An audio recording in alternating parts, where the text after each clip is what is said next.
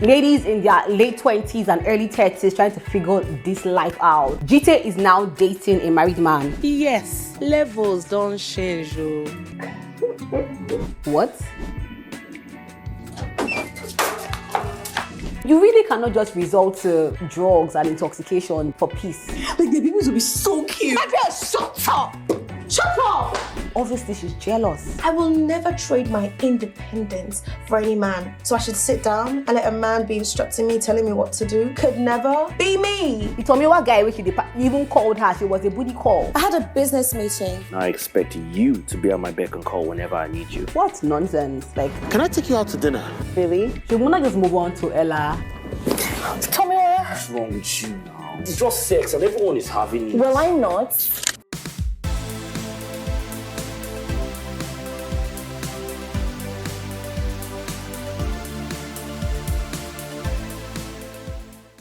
Hi darling, welcome back to my channel. How you doing? Y'all, I just finished watching the second episode of Just Us Girls season 3, and I just want to just pour my whole heart about it, because what are you even talking about? The thing that is screaming in that episode is hypocrisy. How hypocritical we are as human beings, and that's life, yeah?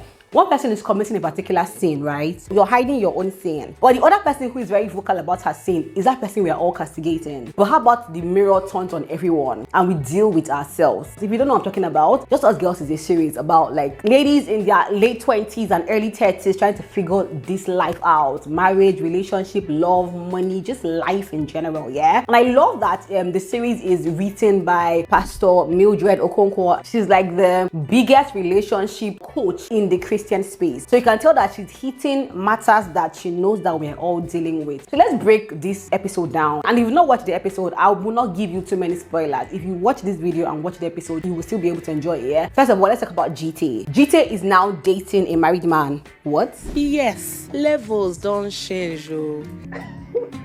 Some of us are desperate enough to pay the price for this fancy lifestyle. We just can't get the end of GT. Like, first it was a family drama, dating a guy who she wanted to literally open his heart and collect the ring so that he marries her by force, and now she has moved to dating a married man. So something I learned about that GT matter is that it's easy to judge people when you just hear their story. It's very easy to just look and just judge, yeah? But if you can calm down and see where they are coming from, it would make a whole lot of sense why they are acting the way they are acting, yeah? Because when I saw GT dating a married man, and let me tell you, I actually wrote down exactly what she said. Some of us are desperate enough to pay the price for the fancy lifestyle, no matter what it takes. Like, she's like, you know what? I want to blow. Let me just get into this thing. And she dated a married man, and he seems to be blowing her. He's gotten her a car. Look at my new bride. Oh my God. Who else? Come on. But you know, I love how they honed into like the reason why she's doing what she's doing. Like, you know, this life, your background story is just everything. Because how can you expect a human being to be saying when like her father is the one who is pimping her out to rich men in the area for money? Jana, one of those people who small money for our area that year. I was 15 when my dad would send me there to collect some money that he had promised to give the family. And Wait, did you report this? report. To who? What do you mean? My dad knew exactly what he was doing when he sent me there. God forbid. I pray for anybody who is in that position, first of all.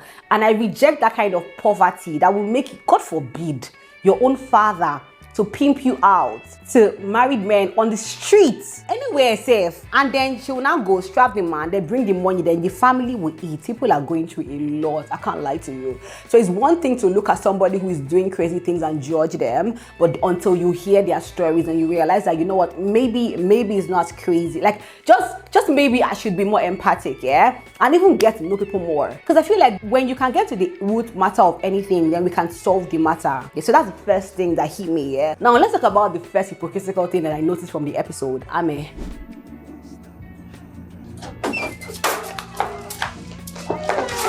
Ame, you're in the house drinking alcohol. You who's supposed to be a Christian sister. Nobody in the house knows that she's now almost an alcoholic, because if one is depending on alcohol to numb thoughts in your head, that you're an alcoholic, because the moment the highness clears, you're going to have to drink more to numb that thought in your head, which is why you really cannot just resort to drugs and intoxication for peace. It doesn't bring peace. Instead, it brings way more, like, it doesn't just bring peace. Trust me, it doesn't. You have to figure your life out. And the only way I've found out to figure my life out is with God. I can't even lie to you. But hold that thought, yeah? So Ame is drinking alcohol, and GT comes in and Ame hides it, yeah? And GT is talking about how, oh, she went to go and see her maga or Tumba. But why do they always give magas in Nollywood space or Tumba? Why? I want to know, like, what does a Tumba mean? That it just feel like it's a normal thing. Once it's Nollywood and the person has money and is a maga, they must call the guy Otumba. Why? But GJ is telling Ame, oh yeah, you know, I went to see my maga, and Ame is like looking at her, giving her the, yes, you can see your maga. Yes, but you're drinking alcohol and you're hiding from them, and they've chased you from your work and you're still hiding that from them. She's literally living a lie. She's on that anyway. Like what? She's asking silly questions. Did you see something or not? No.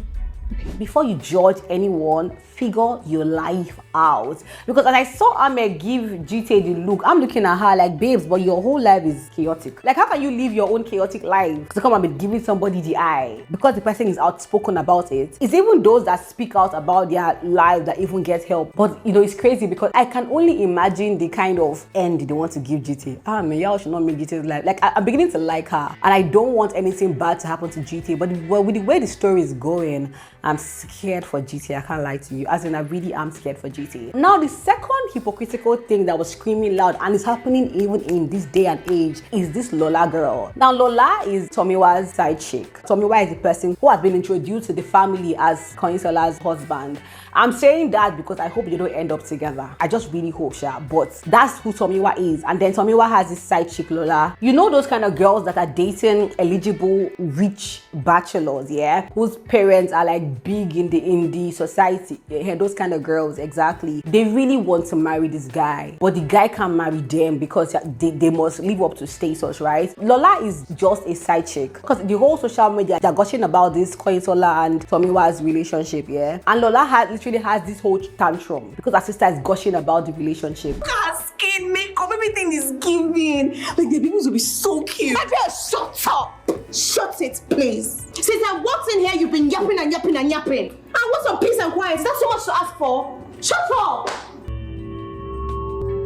Obviously, she's jealous. Tell me how Lola goes on social media and makes a whole life talking about alpha women, independence. We can't be locked up with a man. I will never trade my independence for any man. So I should sit down and let a man be instructing me, telling me what to do? Never. Could never be me. Could never be me.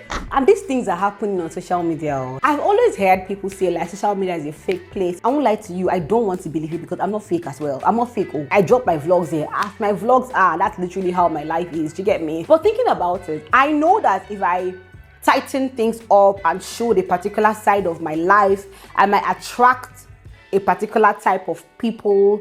But that's not what I want to attract because that's not who I really am. I'd rather be who I am and attract my own people, yeah? With every growth I take, you can tell that I'm growing. Because how is Lola actually jealous of this relationship and then she's coming online to make a whole video about men as scum, focus on your business, focus on your something, don't dream about marriage, like just selling a whole persona that she's not. It's crazy. You know what I would say about having like role models online? Trust me, it's easy to be influenced by social media celebrities. In fact, celebrities in general. But remember that the same way your life is not perfect, the same way their life have contours as well. If you must have a role model, let me tell you how I am now understanding having a role model, yeah? You cannot really have a role model for like who you want to be because nobody has been who you want to be. So take for example, Ngozi Okonjo-Iweala, second time managing director of WHTO. Let me just mute my phone so that it doesn't ring. Obviously, whoever was a role model did not walk in that particular shoe. You cannot really get a role model who will be you because you really don't know the path you're going to take. The people that you might be looking up to might have been taking different paths. So what I advise anybody who wants to have role models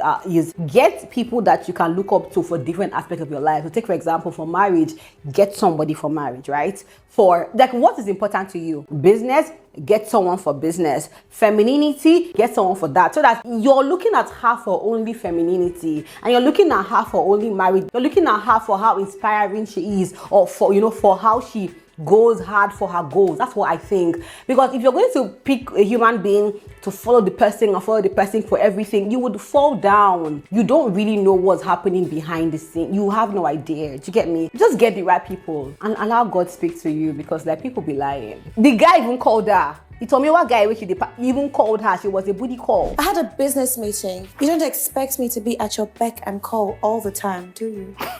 How much? How much is what? Your business meeting. You know what? Never mind. 3 million naira. Yeah. Now I expect you to be at my beck and call whenever I need you. What nonsense. Like, it's good to have a guy that has money and all, but being a booty call is painful. The person doesn't value you. If you ever think that you as a booty call will ever get to be like the main girl, well, guess what? If he got you as a booty call and he had a main girl before you, there'll be another booty call by the side. Just don't worry. Ooh, yeah, man, I can't lie to you. This series keeps making me change my mind, right? Because when I saw Muna, like just talking about Koinsola and Tomiwa are actually moving. Muna is still hurting. Like that boy is still hurting. But then when Ella called Muna on the phone, and Muna asked Ella for dinner date, I could make dinner and maybe we could just chill. Can I take you out to dinner? Really? Yeah, really. I can't lie to you. So in my head, I'm just like, I should. You know what? Let me just ask if anybody who's watching this series, what do you think? You know how I said in my last episode, like of reviewing the show, like, you know, Muna has to end up with Koinsola. Yeah, but like, should Muna just move on to Ella? Should Koinsola marry Tomiwa and finally realize that she made a big mistake? Because for real, life does not wait for anyone, and we have to be smarter with our decisions. When these guys show you red flags, take the red flags. Because Koinsola is finally hanging out with Tomiwa, and then Tomiwa is trying to strap her. And I'm thinking your groomsmen and South could go with it too. What do you think? Tomiwa, What's wrong with you now? but we agreed no sex before marriage. But we're going to get married now. Come on. Please look at what I'm showing you. See. Tomiwa, stop it. It's just sex and everyone is having it. Well, I'm not. Even your pastors are having it. My pastors are married.